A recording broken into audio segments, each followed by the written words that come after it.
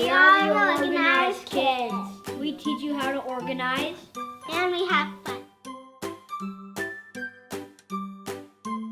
How I keep my stuffed animals neat, I put them in a large bin to help them stay where they belong. And when I want to pull one out to sleep with, I just know which one to pull out when I want to, or if I want to play with it.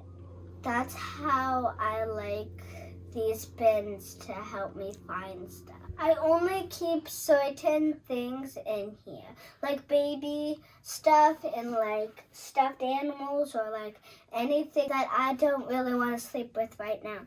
And I love having these because it's so organized and neat.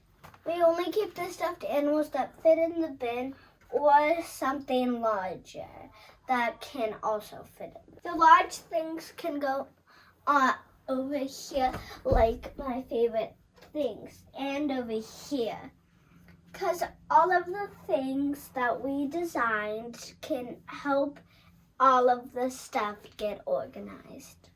Love these tips? Don't forget to subscribe. New videos every Tuesday.